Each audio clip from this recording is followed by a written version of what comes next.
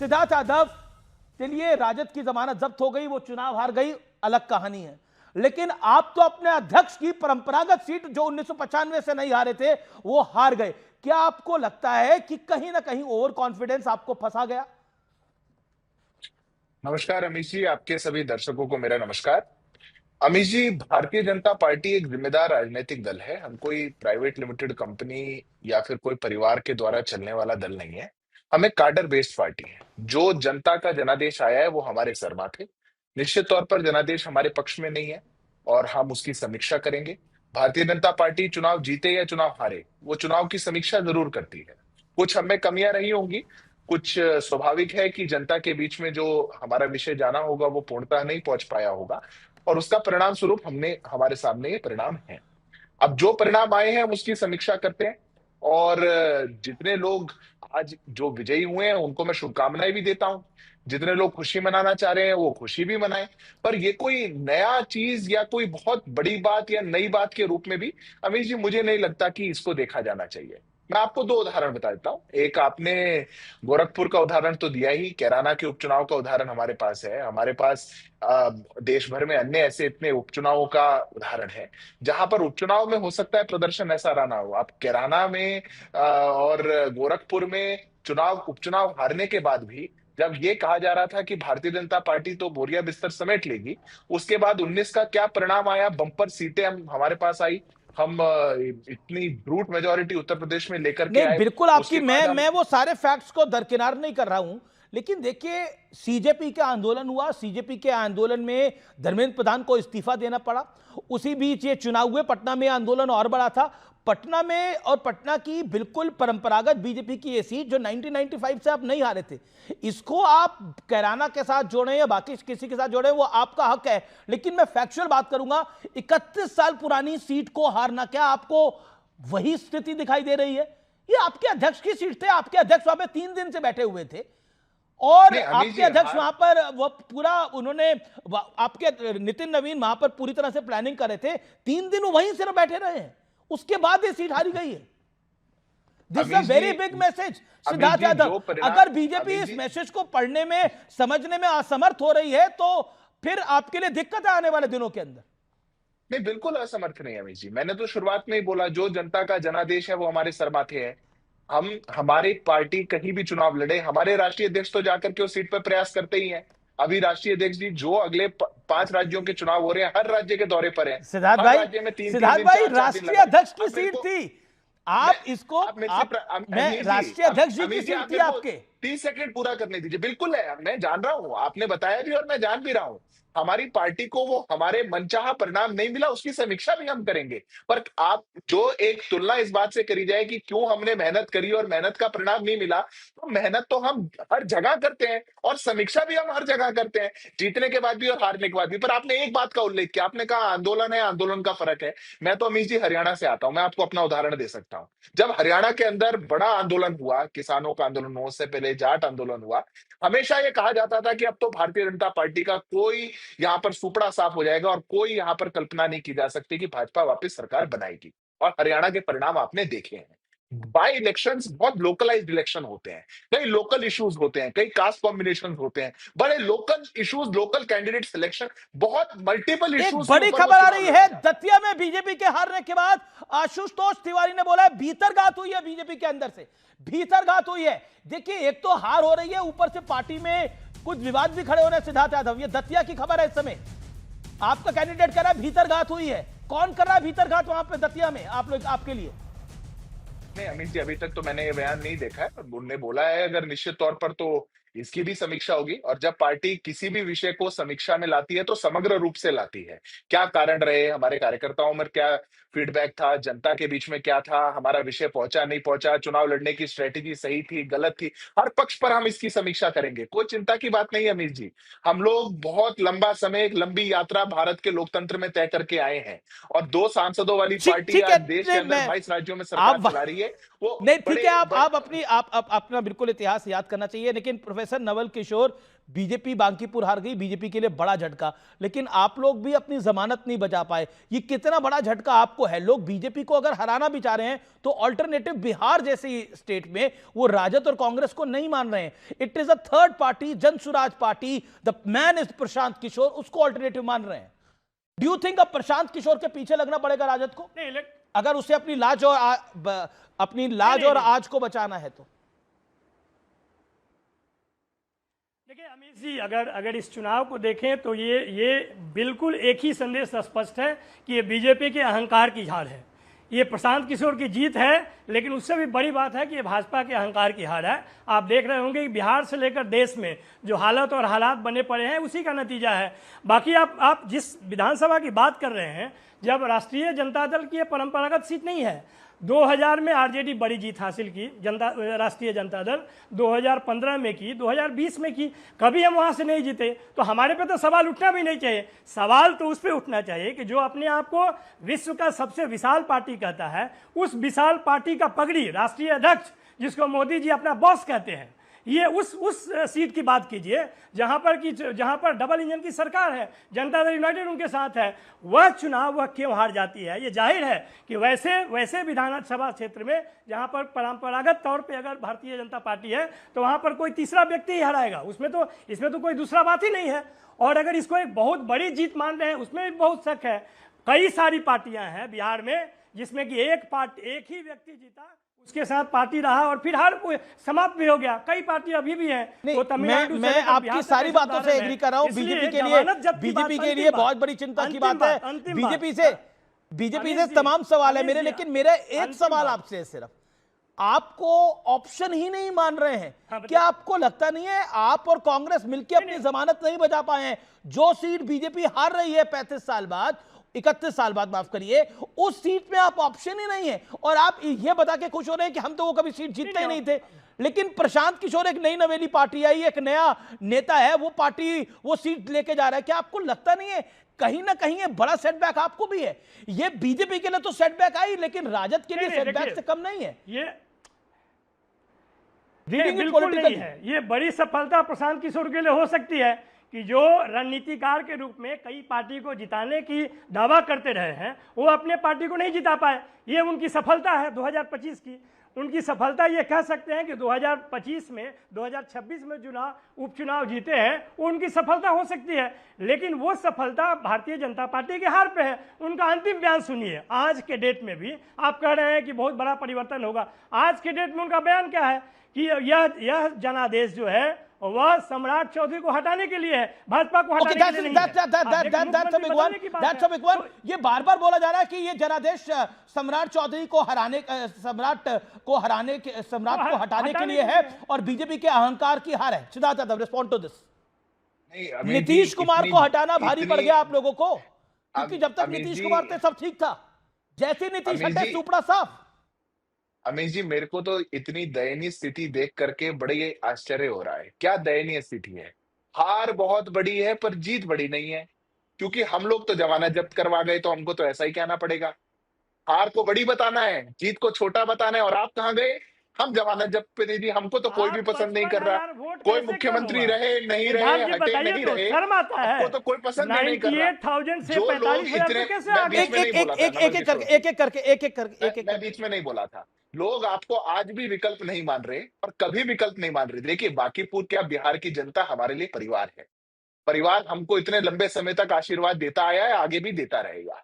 हमको बीच में कहीं किसी सीट पर आशीर्वाद कम मिला, उसकी समीक्षा हम कर लेंगे। हम अपने परिवार के पास लौट करके जाएंगे, परिवार से हम वापस मांगेंगे कि हमसे जो कमी रही होगी हम उस कमी को दुरुस्त कर लेंगे। पर आपको तो कोई मान ही नहीं रहा, ना 3 में ना 13 में। ओके, जो लोग ना 3 में ना 13 में वो आकलन बैठा के टीवी पे बैठा रहे हैं, और अमीर जी आप भी उनके आकलन को गहराई से सुन रहे हैं, तो थोड़ा आकलन पर भी जाना चाहिए। देखिए, मैं तो आपको भी ध्यान से सुन रहा हूं, मैं तो उनको भी ध्यान से सुन रहा हूं। लोकतंत्र है, मैं तो दोनों को मौका दे रहा हूं। लेकिन मेरा जो प्रश्न है वो फिर है, क्या आपको लगता नहीं है कि आप आप लड्डू खाने को तैयार हैं, लेकिन आप ये तो देखिए कि आपकी पार्टी का भी बहुत बुरा हाल हुआ है। प्रोफेसर नवल किशोर, आपके एक मैं सांसद को सुन रहा था, वो कह रहे थे कि कोई भी छोटा नेता कई बार पब्लिक बीजेपी को हराने को आतुर है, किसी भी छोटे नेता को जितवा सकती है।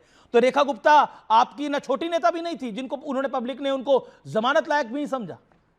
क्या आपको लगता नहीं है इस message for Tejashwi Yadav direct? मैं अभी भी बोल रहा नहीं, देखिए अमित जी, अभी भी मैं कह रहा हूं कि जो ऐसी परंपरागत सीटें होती है और जहां की जनता उस बात से नाराज होती है तो जरूर वो तीसरे को चुनाव करती है। ऐसा कोई नई बात नहीं है। आप देखिए 1993 में अगर इसी में आप देखिए तो उदाहरण है कि लवली आनंद बाई इलेक्शन जीत जाती है। उस बीपीपा को आज कोई जानता भी नहीं है, उसका कोई आज वो भी नहीं है। तो ये बात कोई बहुत आश्चर्यजनक नहीं है। इसको अगर आप बहुत बड़ा करके दिखाना चाहते हो तो दिखा सकते हैं, लेकिन मैं सिर्फ ये कहना चाहता हूं कि हर चुनाव का देखिए आप हार बड़ी मान रहे हैं, लेकिन आप कह रहे हैं कि बीजेपी की हार बड़ी है लेकिन प्रशांत किशोर की जीत बड़ी नहीं है। ये थोड़ा अन्याय है, ये अन्याय है, ये विश्लेषण के साथ भी अन्याय है। विद ऑल रिस्पेक्ट प्रोफेसर साहब, ये विश्लेषण के साथ भी अन्याय है। Let me gate okay professor साहब, 10 सेकंड 20 सेकंड 20 सेकंड लीजिए। 10 सेकंड मैं सिर्फ ये बोल रहा हूं, मैं ये बोल रहा हूं कि 236 सीट पे उन्होंने ही तो जमानत जब्त करवाया था। क्या प्रशांत किशोर जी प्रचार नहीं कर रहे थे? क्या प्रशांत किशोर जी रणनीतिकार नहीं थे? क्या प्रशांत किशोर जी चुनाव नहीं लड़ रहे थे? क्या प्रशांत किशोर को बिहार की जनता नहीं जानती थी? मैं तो सिर्फ ये बोलना चाहता हूं, एक चुनाव पे किसी पार्टी को समाप्त करने की बात आप कर रहे हैं कि आपका जमानत जब्त हो गया। भाई जमानत जब्त हुआ कि नहीं, ये क्वेश्चन थर्ड क्वेश्चन है। पहला क्वेश्चन ये है कि जो सबसे क्यों थर्ड क्वेश्चन है? बीजेपी की हार फर्स्ट क्वेश्चन है, सेकंड क्वेश्चन है आपकी जमानत जब्त, और थर्ड पॉइंट है तीसरा आदमी जीत कर आ गया। किसी साफ सुथरी छवि वाले को सीएम बनाए, अपराधी चरित्र वाले का नेतृत्व मत दीजिए।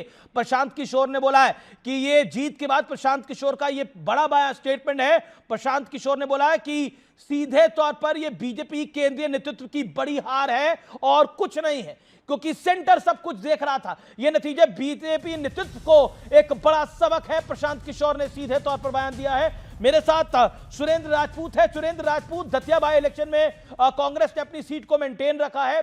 बीजेपी वो सीट पहले भी हारी थी, दोबारा एक बार हारी है बाई इलेक्शन के अंदर भी, लेकिन गुजरात के बाई इलेक्शन के अंदर बीजेपी को अप्रत्याशित जीत मिली है, 31,000 मतों से जीता है। तीसरी बड़ी बात हुई है बिहार के अंदर, जो पहली बड़ी बात है, बिहार के अंदर बीजेपी को हार का सामना करना पड़ा है। एक एम्बैरेसिंग डिफीट हुई है भारतीय जनता पार्टी की, लेकिन राजद और कांग्रेस के अलायंस को भी एक एम्बैरेसमेंट देखनी पड़ी है, वो अपनी जमानत नहीं बचा पाई है। How do you analyse these by election before UP, mister Rajput? आदरणीय अमित सर, मुझे उम्मीद है बीच में नहीं टोकेंगे। तीनों क्वेश्चनों का मैं पिन पॉइंट जवाब देता हूं। जी सर। दर्द तो सब लोगों को हो रही है आज, लेकिन सब लोग खुशी भी मना रहे हैं, अच्छी बात है। मैं आपको पहले, आपने गुजरात की बात करी, मैं आपको गुजरात का बता देता हूं।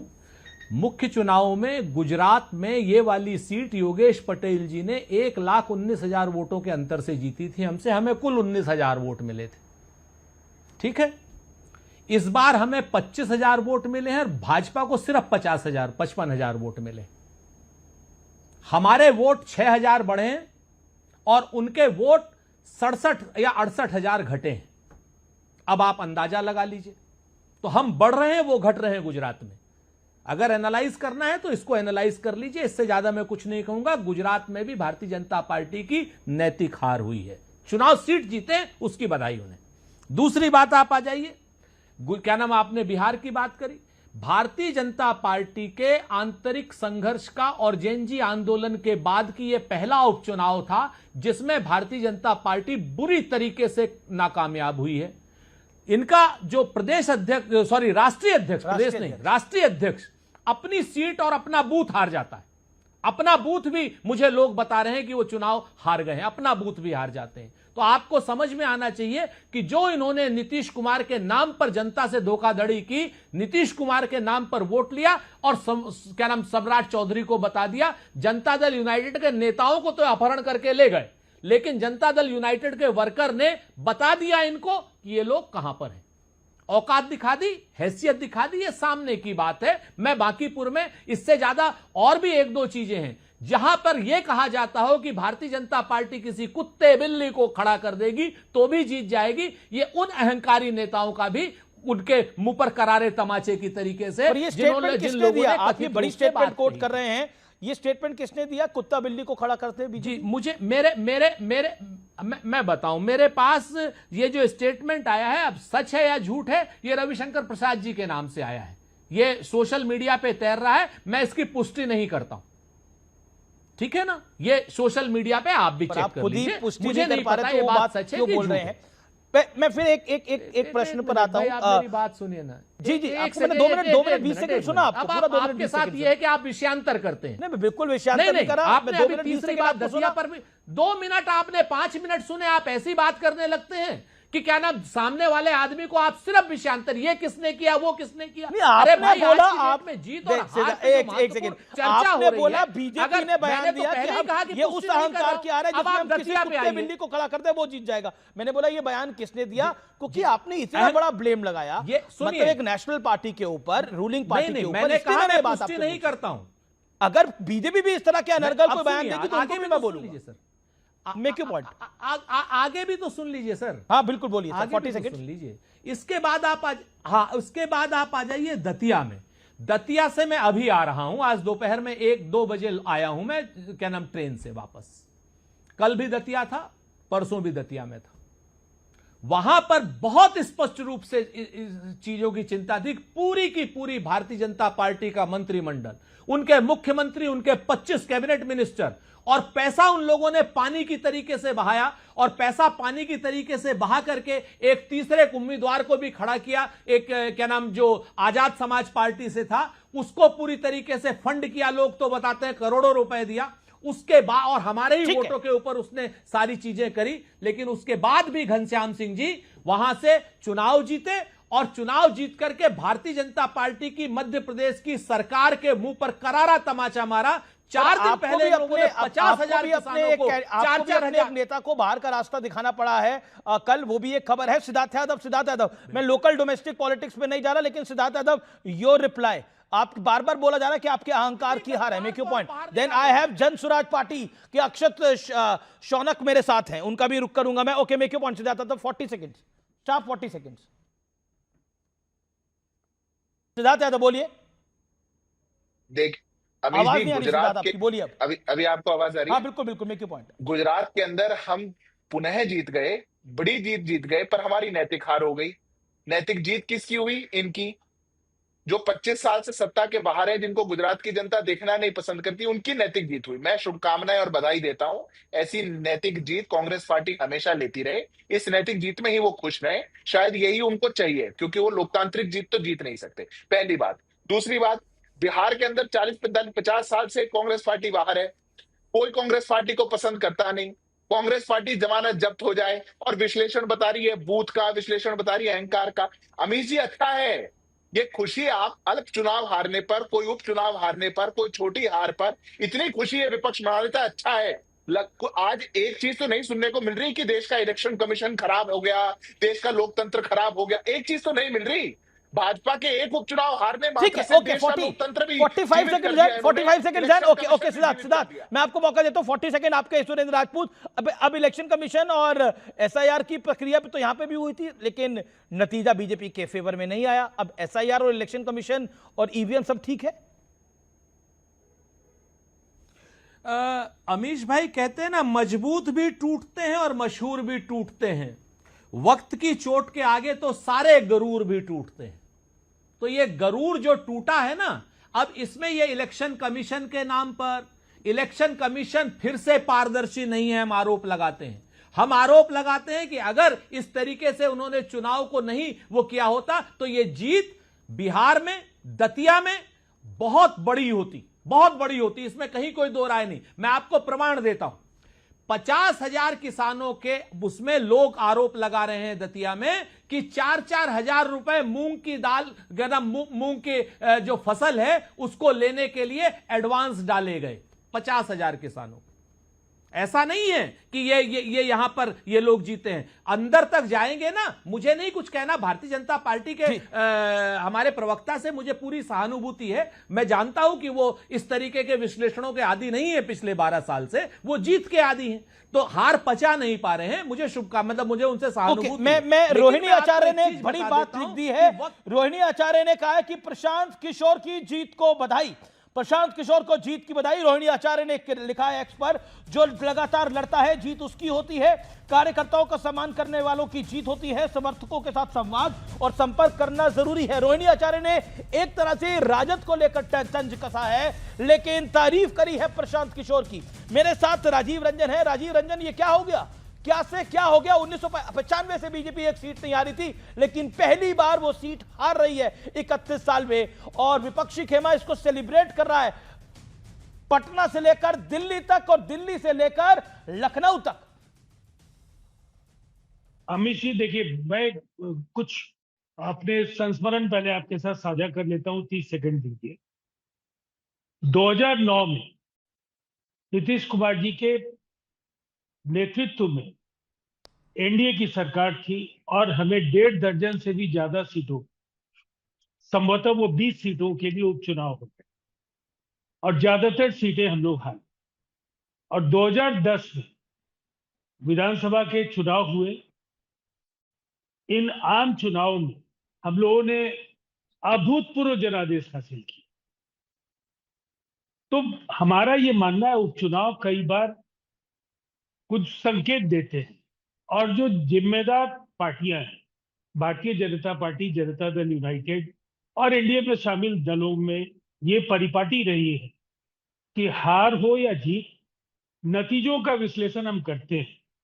अगर मुद्दों को एड्रेस करने में कोई चूक हुई है, सही तरीके से अभियान नहीं चला है, रणनीतिक तौर पर कोई खामी पाई गई है, तो हम बहुत सारे बदलाव करते हैं और उस दिशा में आगे बढ़ते। तो बांकीपुर चुनाव, मैं ये मानता हूं कि लगातार 31 वर्षों तक, 1995 से 2026 तक भारतीय जनता पार्टी ने वहां प्रतिनिधित्व किया, और उसे गर्व हासिल है कि नितिन नवीन जी को राष्ट्रीय अध्यक्ष बनाने का जब फैसला बीजेपी ने लिया, दुनिया की सबसे बड़ी पार्टी का राष्ट्रीय अध्यक्ष बना करके एक गौरव भी उस क्षेत्र को बख्शा गया। बावजूद इसके, जहां बहुत सारे काम, विकास जिस तरीके से 20 वर्षों में नीतीश कुमार जी के कार्यकाल में चप्पे चप्पे में बिहार में हुआ है, लेकिन विधानसभा क्षेत्र आपने बोला लगभग 1 मिनट 50 सेकंड आपने बोला। मेरा आपसे काउंटर सवाल है, क्या नीतीश कुमार को हटाना उल्टा पड़ा है एनडीए को? मेरा डायरेक्ट सवाल है। देखिए, ये एक नैरेटिव गढ़ने की कोशिश अब विपक्ष की ओर से, और प्रशांत जी को भी महारत हासिल है। कभी 25 सीटें जीत जाएगी अगर जेडीयू, तो वो राजनीति से संन्यास लेंगे, ये दावा भी उन्होंने ही किया। और वो अब इस तरह के हम कह सकते हैं कि कोशिश उनकी है कि हम लोगों के बीच में कोई दरार वो बना पाए, मुश्किल है। ये शांतिपूर्ण सत्ता हस्तांतरण नीतीश कुमार जी ने स्वयं अपना उत्तराधिकारी तय किया। भारतीय जनता पार्टी के नेतृत्व ने सम्राट चौधरी जी के नाम पर मुहर लगाई। लेकिन अब तो जनसुराज पार्टी के चीफ कह रहे हैं, जिन्होंने बीजेपी को बड़ी हार दी है बिहार के अंदर, कि सम्राट को हटाना पड़ेगा, सम्राट चौधरी को हटाना पड़ेगा। वो कौन होते हैं? हमारे पास 202 देखिए, पर आज उनकी जीत हुई है। देखिए, राजद का तो सुपड़ा साफ हो गया है, कांग्रेस और राजद की बुरी हार हो गई है वहां पर। लेकिन अब तो फोकस पूरा का पूरा जनसुराज पार्टी पे है ना। एक विधानसभा क्षेत्र की नुमाइंदगी करेंगे, और 202 सीटें थी, 201 सीटें अभी हमारे पास बिहार विधानसभा में है।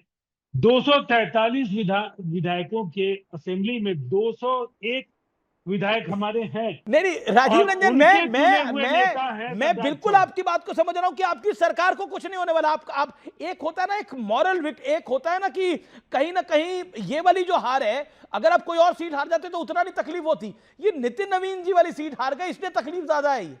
खबर भी नहीं बनती वो तो। फिर ये नितिन नवीन जी की गढ़ वाली सीट थी, 1995 से बीजेपी कभी हारी नहीं थी, इसलिए विषय भी बन रहा है। आप भी समझ रहे हैं ये बड़ी खबर क्यों है?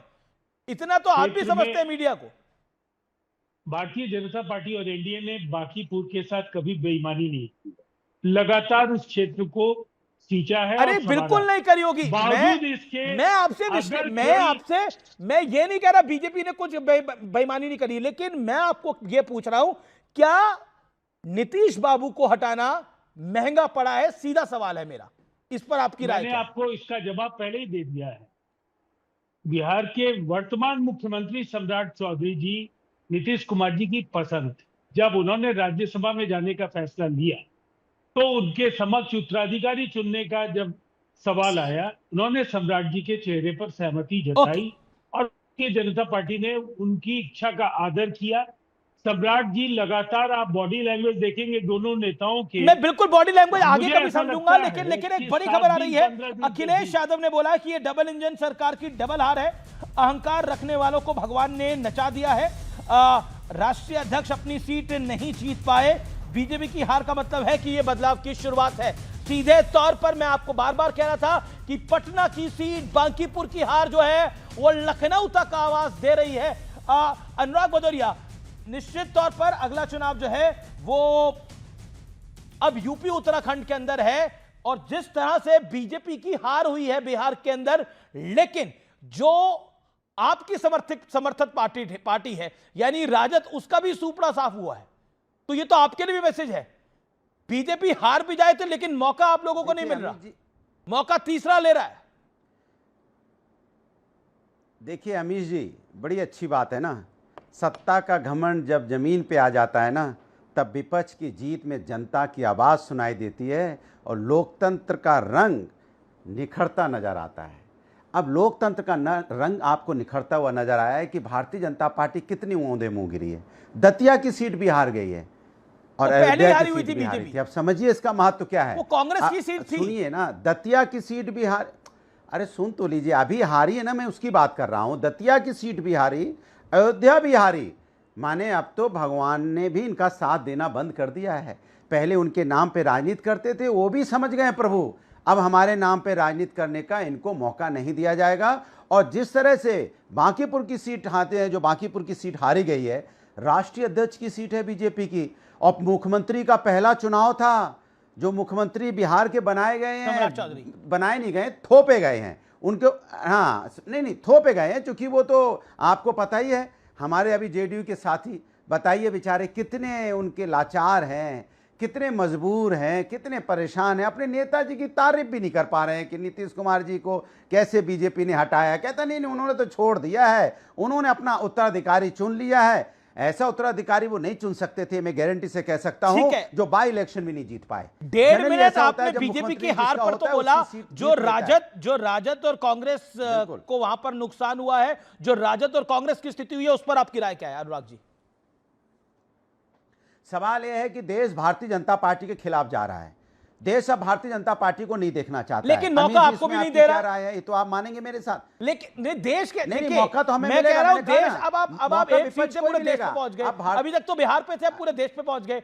याद करिए वो दौर, वो याद करिए गोरखपुर के अंदर, गोरखपुर में 2018 में बीजेपी चुनाव हारी थी बाई इलेक्शन। अब लोकसभा की सीट, विधानसभा छोड़िए, लोकसभा की सीट, लेकिन 2019 में क्या हुआ था, फिर 2022 में क्या हुआ था? यही प्रॉब्लम है, यही प्रॉब्लम है, बच्चा पैदा नहीं होता और आप चूम चूम के उसकी कहानी खराब कर देते हैं। सुन तो लीजिए, मतलब ऐसी बात कर रहे हैं आप भी, देश बदल जाएगा ये। अरे राजद और कांग्रेस की जमानत जब्त हो गई है बिहार के अंदर, सामान्य घटना लग रही है क्या आपको?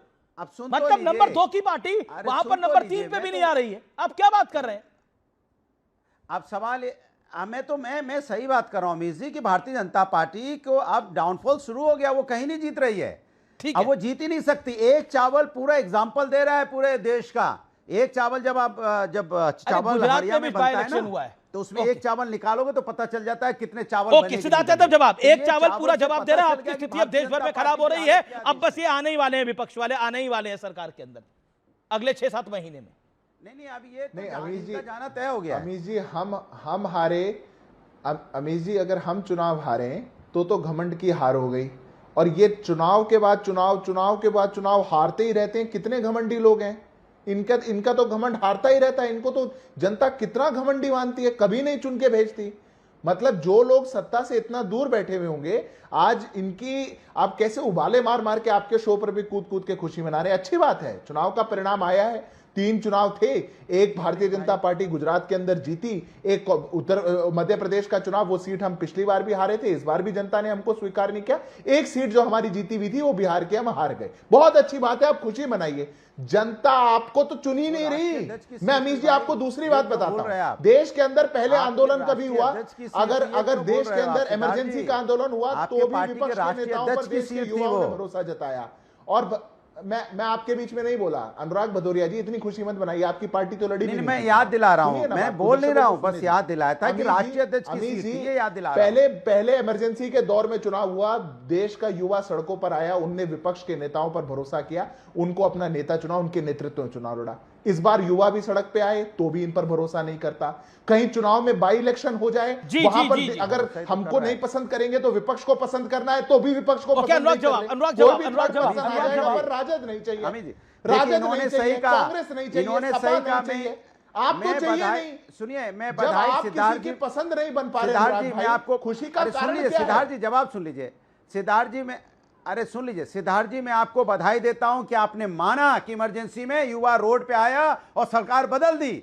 अभी भी युवा रोड पे और आपकी सरकार बदलने जा रही है। आपने मान लिया खुद ही ना, जब युवा रोड पे होता है, छात्र रोड पे होता है तो सरकार बदल दी जाती है। अब सरकार इमरजेंसी हालत तो है ही ना देश में, घोषित इमरजेंसी है ना, अब युवा छात्र रोड पे है ना, आपने कहा हारना शुरू हो गया। आपने देखा बिहार और दतिया देख ही लिया ना, अभी भी तुरंत आपने हार मान ली। आपको बधाई कि आप मान गए, जब युवा छात्र रोड पे होता है तो सरकार ही जाती है, हमारे साथ आ जाती है। इसलिए आपको बधाई आपको कि आपने मान लिया, छात्र युवा जब रोड पे होते हैं तो सरकार नहीं टिकती है, सरकार उनकी आंधी में उड़ जाती है। इसलिए आपको बधाई दे रहा हूं। कम से कम आपको एहसास है कि आपकी सरकार जाने वाली है, इसलिए आपको एहसास है कि आपकी सरकार जाने वाली है।